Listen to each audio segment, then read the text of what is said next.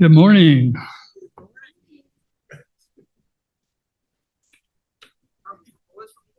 This is where one of those lessons where I've got all these sections where I'm deciding I need to slash at the last minute.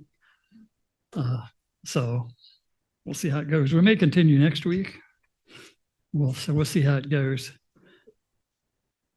Ezekiel, we're going to be talking about Ruach, the spirit in Ezekiel. Did everybody get a handout?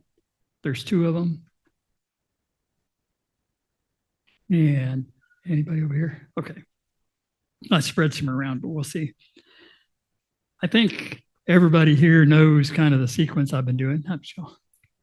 So I want to just touch base on the handout real quick of the scriptures and then we'll hop into Ezekiel. The handout with the scriptures has a summary of all the ways it's used that I could find. And it's split up by when it refers to the Spirit of God or man's spirit, other spirits, in this case, it's cherubim, because it's explained, and then wind, breath, and even this is one of the only places I found where Ruach is translated as side, like the side of the temple, which I thought was interesting. I didn't spend any much time on that, but but there's a lot of references to Ruach in Ezekiel, almost 50 or more than 50.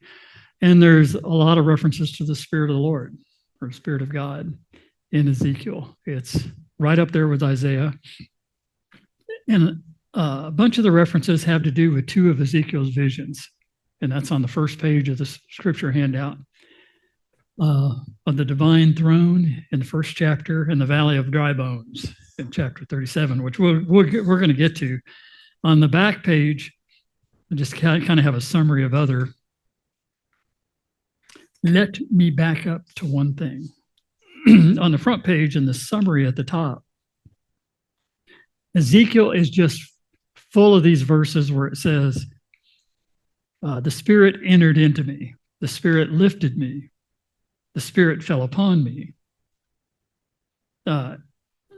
Ezekiel is just, and that's just not once or twice, over and over, Ezekiel refers to God's Spirit coming upon him in various ways, which is interesting. And I don't know if we'll get to it today, but it's a whole nother lesson, because also in Ezekiel, as I was scanning through it, and over and over, he says, the hand of the Lord came upon me.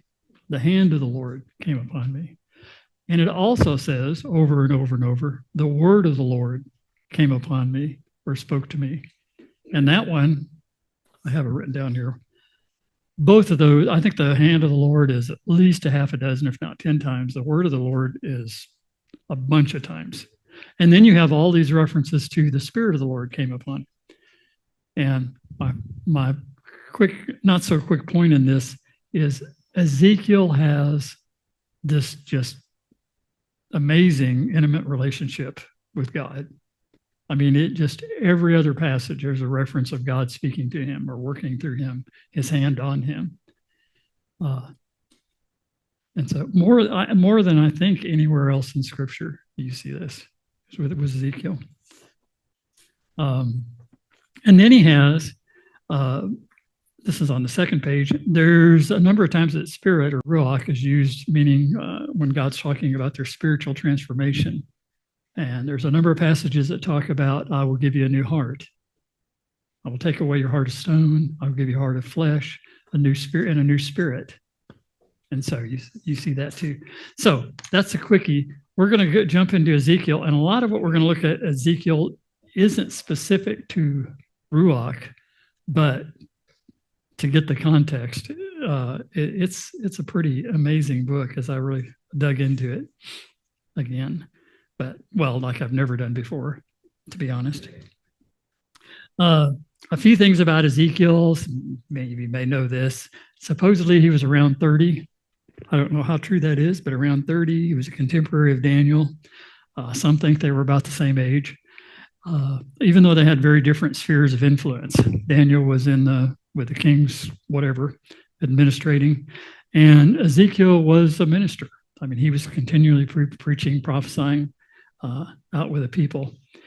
Uh, as Isaiah, we talked about last week, Isaiah had prophesied that Judah was going to fall to Babylon.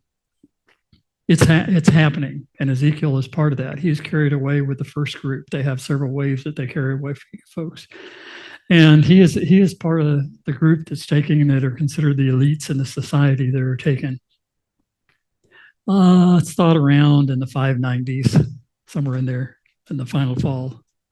I'll try to adjust this where I'm not making so much noise. Is around 586 when the rest of the population is brought. But he is a guy who's called to minister to the captives. And you can imagine they are discouraged people. They're wondering, where's the God who promised us his throne would reign forever through David? But, they're seeking answers. Matter of fact, they're wondering, where is God? Why all this? And someone pointed out, and I thought it was interesting, we'll see the connection in a minute, but with the first verse in Ezekiel, but the connection with Psalm 137. And by the rivers of Babylon, we sat and we wept when we remembered Zion. There our captors asked us for songs. Our tormentors demanded songs of joy. And they said, sing us one of those songs of Zion. And they thought, how can we sing of the songs of the Lord while we're here? And these are a discouraged people and Ezekiel was probably right with them. Imagine that you were called to minister to this group. What words would you have? And of course, Ezekiel's going to bring that hope, but he's also going to bring judgment, very severe judgment, because they're not here. We've dealt with hostages in the press a lot the last couple of years. In Gaza, those of us who are old enough remember, the Iran embassy, or our embassy in Iran. And a whole year it was different. The press was different then. We didn't have social media where everything changed after 3 days and they moved on to something else. Every night it was about the hostages in Iran. People and they didn't know what was going to happen. And there were severe stories out there of the things that were done. They knew. Imagine you were called to minister. But the difference with Judah is Judah had caused their exile. And so while it's the same, it's very, very different. And you see that in Ezekiel's writings and God's words to them, as we'll see. But the number one theme you see over and over and over and over in Ezekiel is so that you will know I am the Lord your God.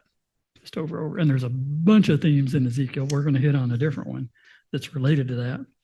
But before we get started, I have a random question. It will seem like random. Maybe it will fit. Makes sense. That's a better word. Stop and think about the glory of God. God's glory. When you think about that, what do you think about? Now that I know the time has changed. Oh, yes. Oh, thank you, Justin. Right here with Carrie. Oh, Carrie, I'm sorry. How would you describe God's glory? Now you're in trouble because you asked for the mic. I know. I think of a light, bright light. Bright, shining light. Just, can't get away from it, but it's beautiful. That's great. I think that's a couple things you said just in that short comment are going to tie in with where we're going. Cheryl? My first thought is always bright light and angels in the sky simultaneously. Bright light, angel, and a light that you can't get away from. Angels.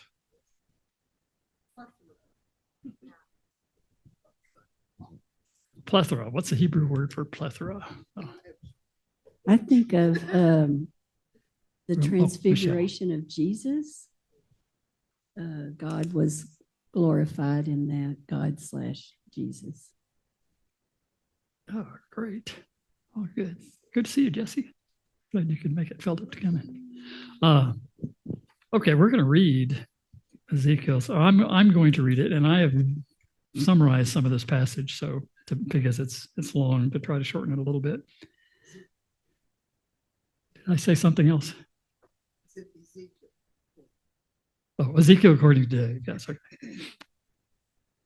First verse, he says, in the 30th year of the 4th month of the 5th day of the month, as I was among the exiles by the Kabar Canal. Remember, we were by the rivers of Babylon. This is essentially, it says canal, it could be river. The heavens were opened, and I saw visions of God. And behold, I looked, there was a stormy wind, a great cloud with brightness around it. You were cheating, Carrie. And fire flashing continually. From the midst of it came the likeness of 4 living creatures. Each had a human likeness with 4 faces, 4 wings, and their faces and their wings touched one another. The 4 had the face of a man, a lion, an ox, and an eagle. And each went straight forward. Wherever the spirit would go, they went. Now, it doesn't say it here in this passage, but later on, it had sort of continued, this vision continues in other passages. And the living creatures are cherubim, identified as cherub. So there's no doubt it's not some strange, weird, okay. Well, that is strange and weird, but it's not some alien to God. Okay. Their appearances are burning like coals of fire, and the fire and the lightning coming out of everywhere. And I saw a wheel on the earth beside the living creatures, one for each of the 4. And the wheels were sparkling like blue-green gems or beryl. And they went in any of their 4 directions without turning. Imagine, they can go any direction, but they don't turn. They always go straight, but they go any direction. It's weird. And when the living creatures rose from the earth, the wheels rose. And wherever the spirit wanted to go, they went. And for the spirit of the living creatures was in the wheels. Over their heads was an expanse shining like sapphire crystal, inspiring awe. And a voice came from the expanse. And above the expanse there was a throne, and on the throne the likeness of a human with fire and brightness all around. So we've got, wow, stars for bright light, can't get away from, angels. I'm working on the transfiguration. Okay, but they're there. Okay, so for fun, I know you've seen pictures of these. Would somebody mind passing some of these out? But just to give you a few different interpretations. I'll tell you what, can I get volunteers or 2? I just looked up a few of these pictures of, I think I gave mine away here, of this vision. And I was telling Carolyn, Dr. McNichol, Alan McNichol at school, he used to teach Revelation. He was just known for it. He was, matter of fact, he was, long story, but he's world renowned for his work on Revelation. And one of the things he would, through the years, he had a set of slides that he liked to show of paintings, of artwork. And he wasn't very good with technology, so I would help him, through the years, go from the things you put on your projector, those pages, plastic pages, to pictures that we projected, to digital, and then cleaning them up and cropping them and kind of lighter and all that. And so I worked with him on doing all that, but I never, okay, this is neat, I guess. I don't understand any of it. And then a few of us audited his Revelation class, Danny and several others. And what he did with that art was he illustrated Revelation and the different views of it through the years. So he would hold up a piece of art from the 5th century that was a picture of the 10-headed beast and all around it. And I might just see it and go, okay, that's whatever. And he would point out, now notice this is emphasized because back then they thought this was a perspective. This was a predominant theological or religious view. And then he'd pull up something from the Middle Ages and he would say, notice how the emphasis has changed. And he would pull it up in the art. It was really, really neat. And I have those slides and I told Carolyn, I don't have a clue what to do with them because I don't want to remember what he said. But it was neat to go through. Well, these pictures, I can't do that with these pictures, but it gives you an idea. Just these are from different time periods. And you've got everything. If you Google it, you get everything from space age looking, you know, that's the latest CGI, to one I found that I didn't print out. I'll just hold it up. I don't know how well you'll be able to see it. This is a picture of the wheels, and it's got eyeballs all over it. It's pretty weird looking. So you get different visions. What's the significance of this vision? Or what are some things you draw out of this vision? Need an interpreter, good. Now, naturally, I have this all figured out. So if you don't get it right, I'm going to correct you. No, I'm kidding.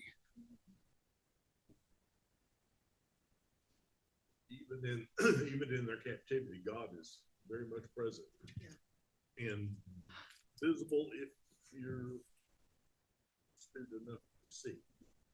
Okay. They've been wondering where God is, and Ezekiel sees he's there. He's not only there, he's everywhere, right? And he's on the move. You stole my line.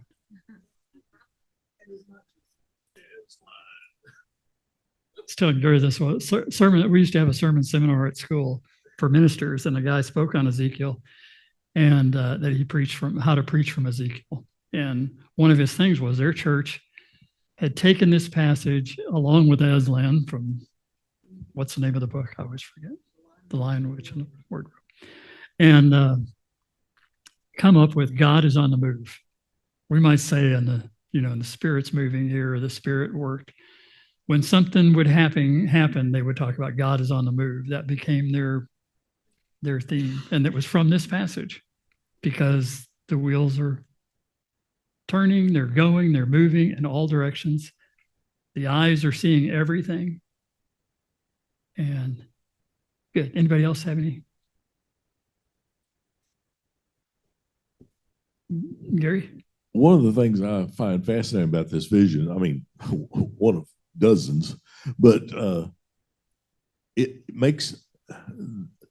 Ezekiel makes a point that God can go anywhere as the Spirit directs, and there's no turning. It's always a straight line. It's always from A to B. That's an interesting thought. I like that.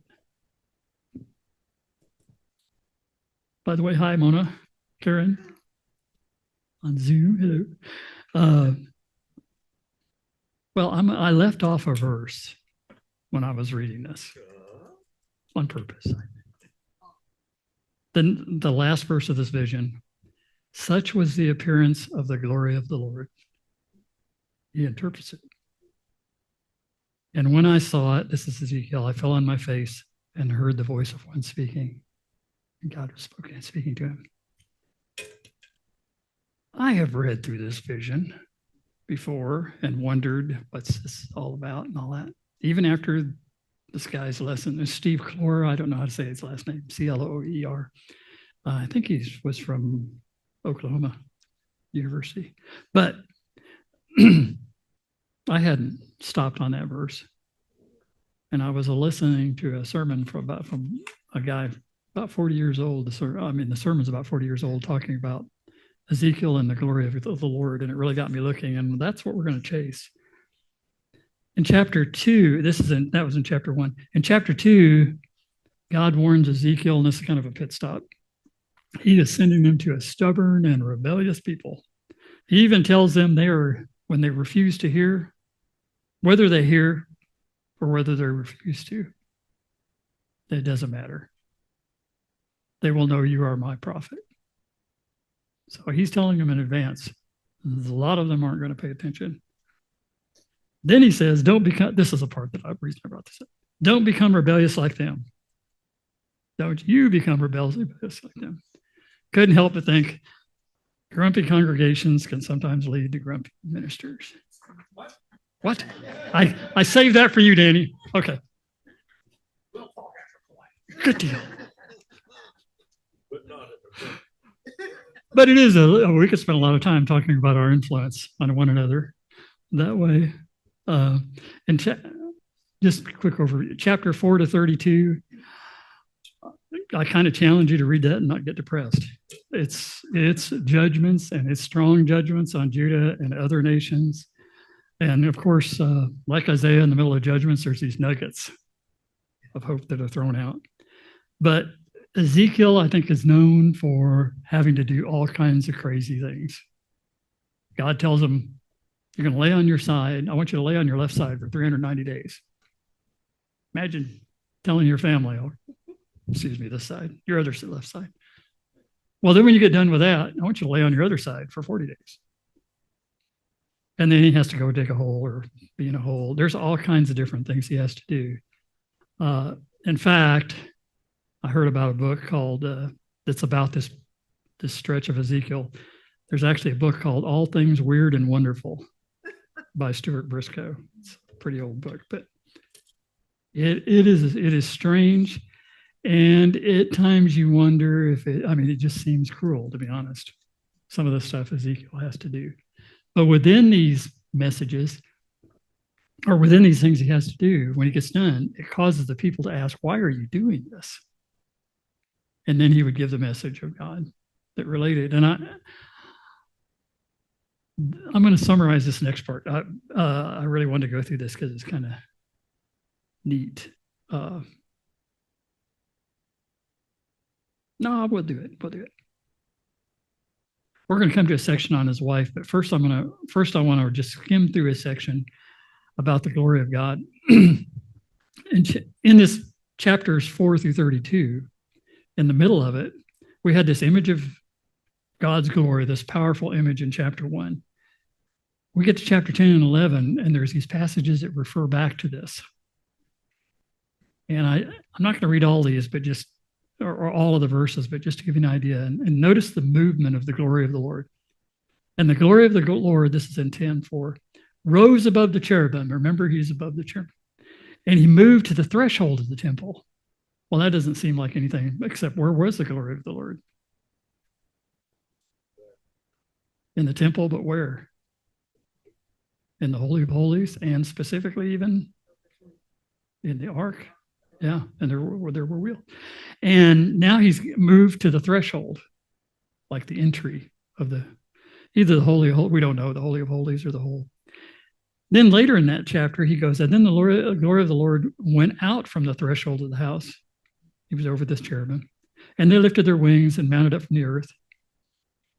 And it goes on to say, and they stood at the entrance of the east gate of the house of the Lord, and the glory of the God was over them. So now it's moved from the threshold to the east gate. Remember, there's this outer area that the people could come in.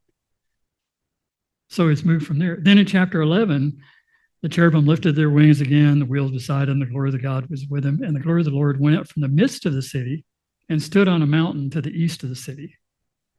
All through these weird visions, the glory of the Lord, he's telling them, has moved from their midst to now it's outside of the city. And this is why this one next passage becomes kind of important. One of the biggest things is, or one of the most, I don't know if it's profound, saddest, whatever thing Ezekiel's called to do, happens in chapter 24. Who has 24:15 through 17?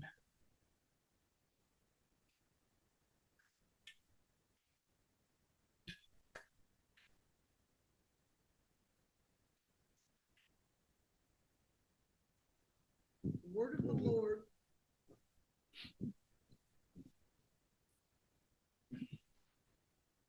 The word of the Lord came to me, Son of man, behold, I'm about to take the delight of your eyes away from you at a stroke. Yet you shall not mourn or weep, nor shall your tears run down. Sigh, but not aloud. Make no mourning for the dead. Bind on your turban and put your shoes on your feet, but do not cover your lips, nor eat the bread of men. What a strange thing. He tells them that your wife will die. The desire of your eyes, the one that you love, is going to die, but I don't want you to mourn. I don't want you to do all the things that everybody typically thinks of with mourning. And Ezekiel, one thing about Ezekiel, he just does it. You don't read a lot of, why do I have to do this? Why are you doing this? He just does it. And sure enough, there's one of the verses after this. And the people asked, why are you acting like this? And Ezekiel tells them, I am about to desecrate or destroy my sanctuary, my temple. His glory has been moving from the temple. Now he's telling them, I'm going to desecrate it. I'm going to destroy it. And your sons and daughters that were left behind, they're going to die. I mean, dark messages in this.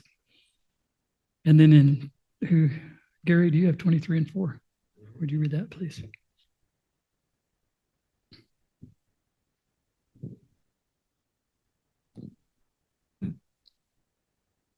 Your turbans will be on your heads and your shoes on your feet. You will not mourn and you will not weep, but you will rot away in your iniquities and you will groan to one another. Thus, Ezekiel will be a sign to you. According to all that he has done, you will do. When it comes, then you will know that I am the Lord God. He explains exactly what's going on in these visions. And I know I've missed that a lot of times, how he explains a lot of these reasonings. It's a somewhat terrifying example. Yeah, I can't even imagine.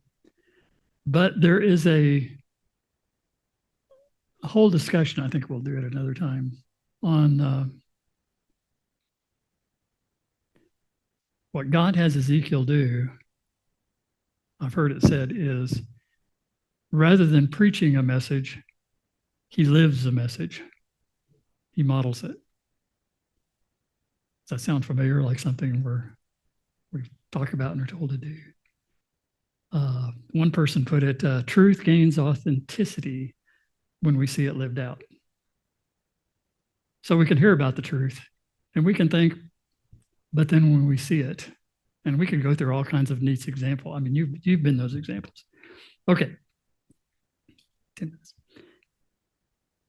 33 things start shifting as God usually does when he sets apart judgment and we start seeing hope. And there's a lot of detail from 33 to 48 about the temple, the tabernacle, and what he's doing and dimensions and how it's arranged and where things are going to be and all that. But in that, we start seeing promises of the restoration of the temple and the land.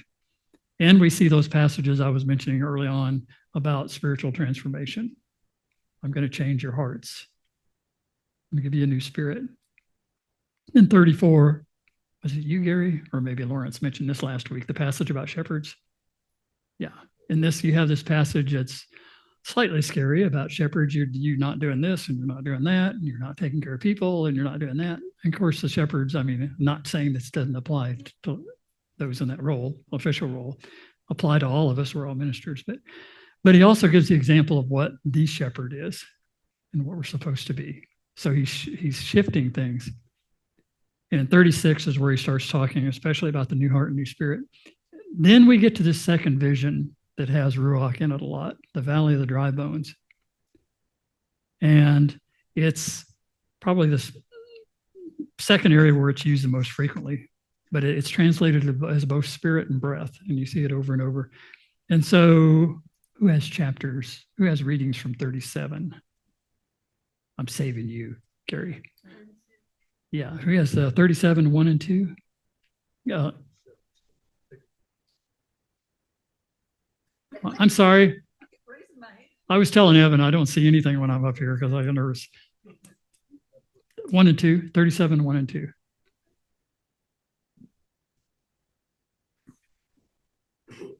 Just the 2, I guess.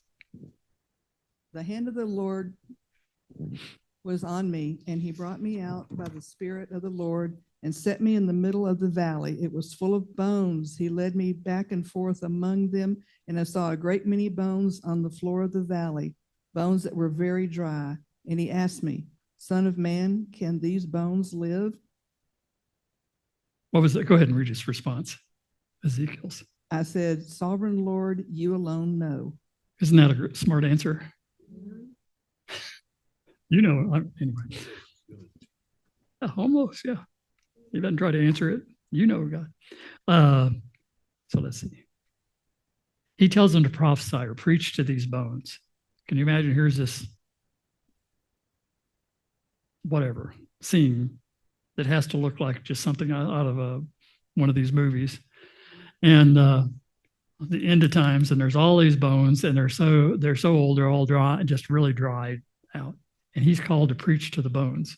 I told Carolyn, she didn't think I should say this, but I wonder if Danny, anyway, ever feels like he's preaching to a valley of bones. I'll speak for myself. Sometimes he's talking about, glory, glory and power and God, and I'm sitting there taking notes, and I know I must look like, anyway, roll over it. So I don't know that sometimes I'm much more encouraging than the bones. Who's got 6 and 7? Is that okay?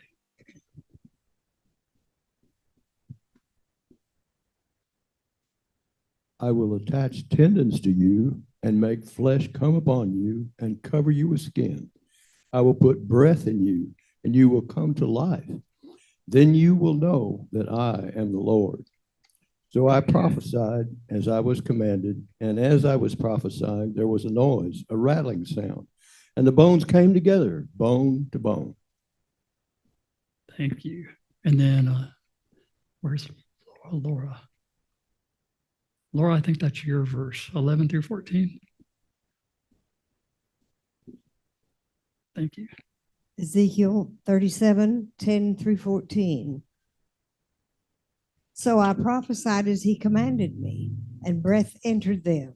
They came to life and stood upon their feet, a vast army. Then he said to me, Son of man, these bones are the whole house of Israel. They say, our bones are dried up and our hope is gone. We are cut off.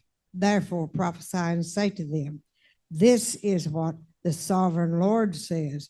O my people, I'm going to open your graves and bring you up from them. I will bring you back to the land of Israel. Then you, my people, will know that I am the Lord when I open your graves and bring you up from them. I will put my spirit in you, and you will live, and I will settle in you in your own land. Then you will know that I am the Lord, that I, the Lord, have spoken, and I have done it, declares the Lord. Thank you. Well done. Isn't it amazing? We come out of this just devastating passages and the judgments, and now this powerful, I will put my spirit in you and you will live and I will save you in the land. We're going to, I know we've looked at a lot of passages. We're going to read one more and then wrap up. Well, we might have a minute or two for discussion. So we go on, and then in chapter 43, Carrie, would you read that 1 through 5? Well, I've kept you running. Thank you, Justin, for doing all that. Okay. Testing. Okay. Ezekiel 43, 1 through 5.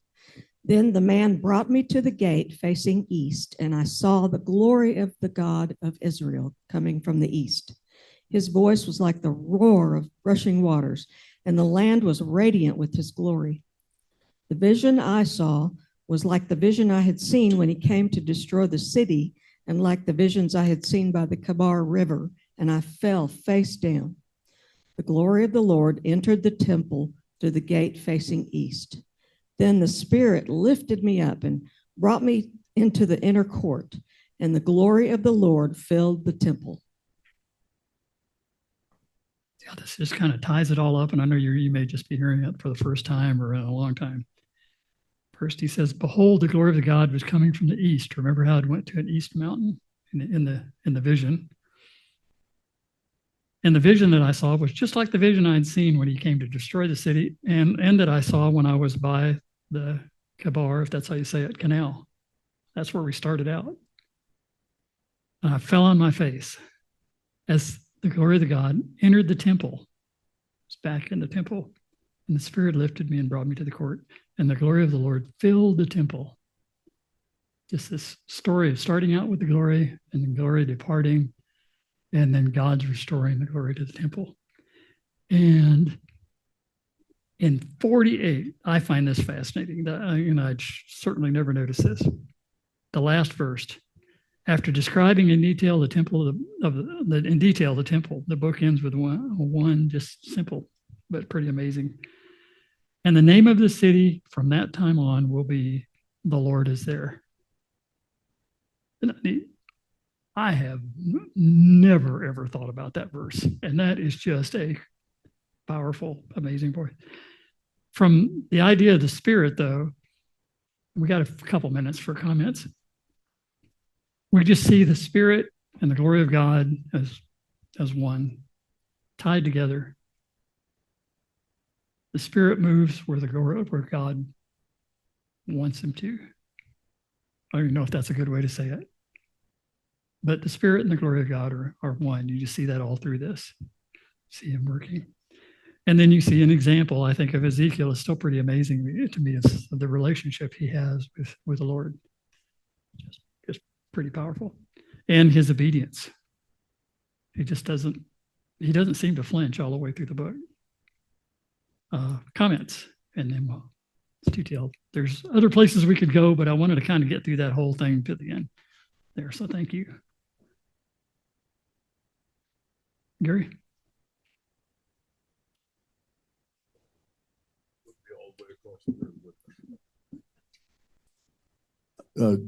Two comments.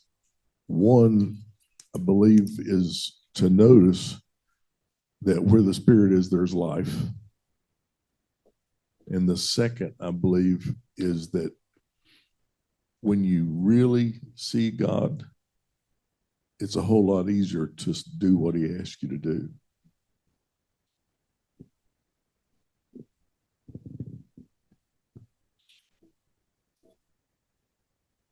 So,